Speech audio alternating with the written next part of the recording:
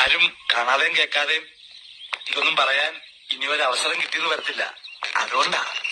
എന്താ പറഞ്ഞോളൂ. തുമ്പിക്ക് എന്നെ ഇഷ്ടമായോ? അയ്യോ, എന്താ അങ്ങനെ ചോദിച്ചത്? തുമ്പി വിചാരിക്കുന്ന പോലെ എനിക്കത്ര വലിയ പ്രായമൊന്നും ആയിട്ടില്ല. കല്യാണവും കഴിച്ചിട്ടില്ല. ഇന്ന് വരെ ഒരു പെണ്ണിനെ കുറിച്ച് ചിന്തിച്ചിട്ട് പോലുമില്ല.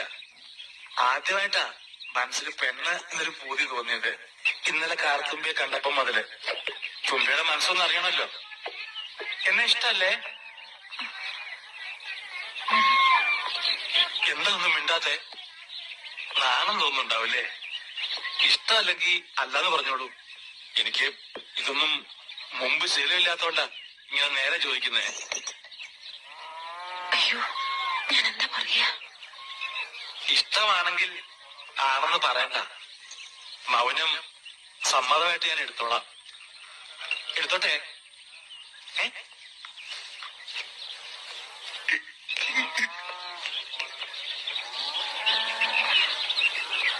തെറ്റിദ്ധരിക്കരുത്. ശ്രീകൃഷ്ണേട്ടനെ എന്റെ സ്വന്തം ഏട്ടനെ പോലെ ഞാൻ കരുതിയിട്ടുള്ളൂ. ഒരു കൂടപ്പറപ്പിനെ പോലെ.